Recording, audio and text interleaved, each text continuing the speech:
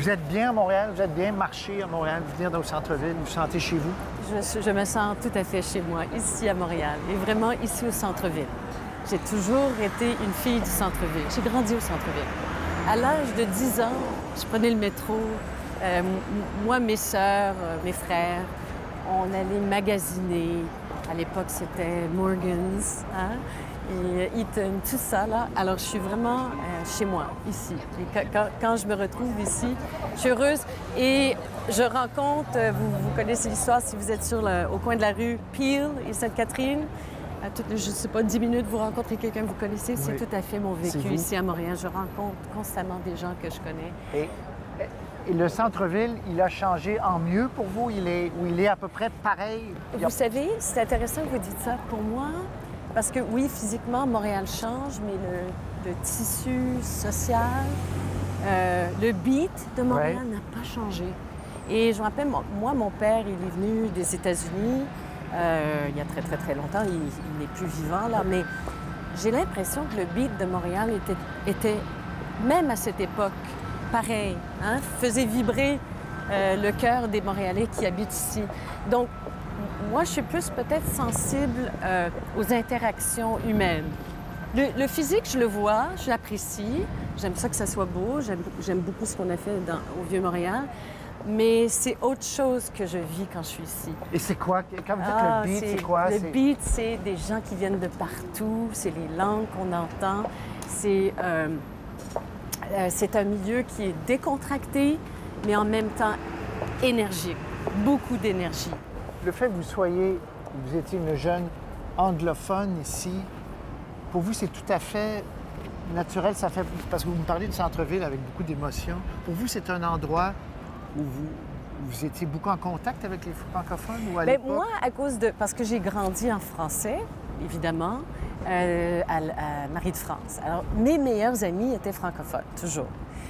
J'ai fait mon stage dans l'Est, à Hochelaga-Maisonneuve. Et durant mon adolescence, j'ai travaillé dans l'Est pendant les étés. L'Est, extrême Est, dans un centre d'hébergement, à 16 ans, 17 ans, 18 ans. Vous n'étiez pas que dans l'Ouest, non, que à NDG, que à Westmount? Non, je connais bien l'Est et je connais bien l'Ouest. Et Saint-Denis, la rue Saint-Denis à la Régie régionale pendant longtemps, hein, c'était mon patelin. J'étais là, la Régie régionale, Saint-Denis. Donc, et en tant qu'étudiant, évidemment, on avait toujours le goût d'aller ailleurs. Saint-Jean-Baptiste, bon, hein, le 24 juin, on était là. Et c'était des gens de... On a toujours participé à tout ça. Mes amis, moi, mes amis. Est-ce que vous étiez l'exception de faire ce pont-là entre les deux communautés? À l'époque, absolument. Parce qu'il n'y en a pas tant que ça, comme vous dites. Non, à l'époque. Mais ça tient de ma mère. Ça tient de ma mère, qui était anglophone, francophile, puis elle, je me rappelle... Donc, elle tenait à ce que vous étudiez en français? Oui, et qu'on parle français quand on venait au centre-ville. Votre père parlait pas français? Elle, là, elle parlait... Non. Il était américain, c'est ça. Mais elle parlait vraiment un très beau français, mais elle refusait de parler anglais avec les francophones. Comment vous réagissez à ce débat qui ressurgit assez régulièrement? Il y a eu une série l'an dernier, dans un journal, on disait que les gens ne parlaient pas assez français sur Sainte-Catherine. Moi, c'est pas ce que j'observe. Honnêtement, mais c'est vraiment très...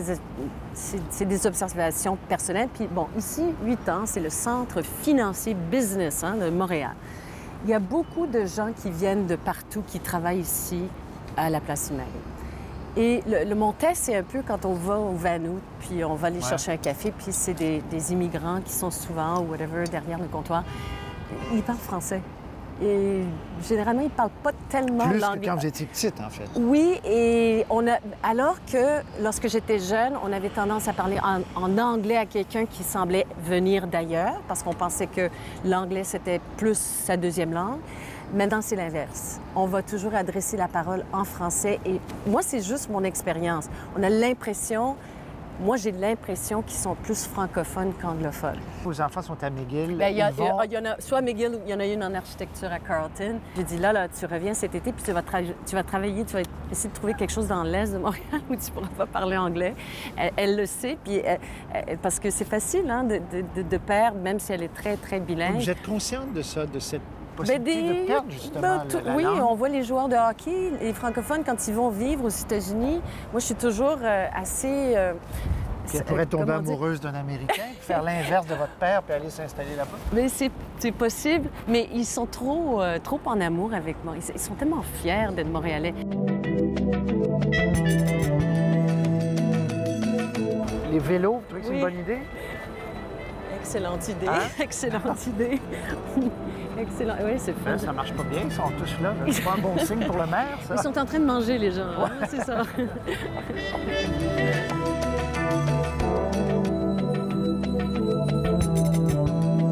Pourquoi votre père Il est venu ici. a choisi Montréal? Ben, McGill, faculté McGill? de médecine. Et Il lui, tombe amoureux, Oui, mais et pas puis- juste de la ville de votre mère. là. Oui, c'est ça. Mais c'est- Absolument. surtout Absolument. votre mère, je devrais Surtout, dire. c'est ça, c'est ça. Et quand il y a eu la montée du nationalisme au Québec, vous, Ah. ça vous a fait peur? Ça lui a fait peur?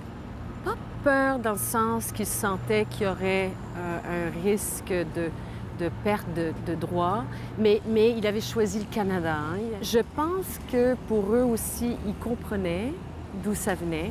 Ils étaient capables de comprendre le sentiment, qu'est-ce qui nourrit ce désir d'affirmation. Ça c'est sûr qu'ils l'ont compris. Parce que ma mère a été toujours quelqu'un qui disait... D'ailleurs, on a grandi avec ça. Ici, c'est français. Il faut le savoir, là, c'est Oui, francophone. mais vous dites ici c'est français, mais où vous étiez, de l'autre Oui. côté d'ici, Puis- c'était pas français, là. C'était pas... Non. Le ghetto McGill n'était pas français, le centre-ville n'était pas français. Non, mais Mais il y a... il y avait assez de francophones dans notre vie, là. Moi, ma première gardienne, parce que ma mère travaillait, bon, bébé, ma mère a insisté pour que ce soit une francophone qui ne parlait pas un mot d'anglais. Alors elle, des fois, elle voulait apprendre l'anglais, puis il fallait qu'on... Alors les premiers mots que j'ai entendus, quand j'y pense, là, j'étais bébé, c'était avec... elle s'appelait Ubaldine. Bon. Ubaldine, bon. Non, mais c'est vrai, il y avait Mais- cette communauté mais anglophone vous avez très confiance que dynamique. vous avez des amis anglophones qui n'ont pas eu du tout ce cheminement-là et qui ont pu Non. grandir toute leur vie à Montréal Absolument. sans parler un mot de français. Oui. Ça... Et oui. Et c'est pour ça que moi, je comprends la loi 101. Je peux le comprendre. Une chose, par exemple, que je sais, c'est qu'on me disait tout le temps « Ah, c'est magnifique! » J'avais 15-16 ans. « Mais comment ça se fait que tu es tellement bilingue? » Je me disais On vous le dit encore. Oui, Ça fait c'est partie. ça. on vous le dit Donc, encore. c'est pour ça que je pense que chacun d'entre nous, si on veut vraiment qu'on garde ce qu'on a de très magique ici, parce que je considère que c'est très magique, la société québécoise et sa capacité d'intégrer puis de garder son caractère distinct tout en étant accueillant, hein, ce pouvoir d'attraction. On a tous une responsabilité face à De ça. s'ouvrir à l'autre. S'ouvrir, non, mais Et d'écouter. et pour le français. On a toute cette responsabilité. Est-ce que vous avez des coins secrets en terminant de Montréal? Est-ce qu'il y a des petits coins où vous aimez, quand vous avez le temps, vous retrouver? Bon, il y a manifestement le centre-ville, mais... Ah, Saint-Denis, évidemment. Je pense qu'on aime tous Saint-Denis. Quand je me promène sur Saint-Denis, j'ai l'impression un peu d'être à Paris. Et donc, Saint-Denis, c'est toujours... quand on va aller manger, mon mari et moi, là, c'est toujours essayer de se trouver dans ce bout-là. Plus que... Mais, encore une fois, il n'y a pas beaucoup d'anglophones sur Saint-Denis. Ça le reste plateau, ça. de plus en plus, hein? Le plateau, de plus en plus. Hein? J'ai beaucoup Mylands, oui. Oui. Beaucoup des enfants de mes amis qui sont anglophones qui sont là maintenant. Comment vous vous décrivez, vous, spontanément? Une anglophone, une Canadienne, une Québécoise? C'est vos identités? Mes identités, j'en ai plusieurs. Hein? Montréalaise.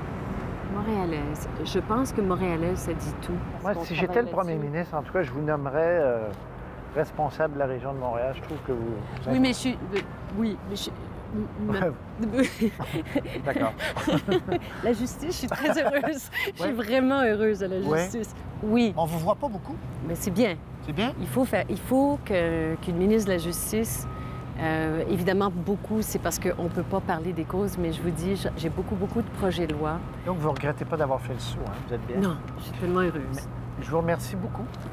Merci. Infiniment. Ça m'a fait plaisir. Et vraiment, votre amour de Montréal, il transparaît, il sort de vous. Vous en parlez avec beaucoup de passion. Merci beaucoup. Enchantée. Voilà. Wow.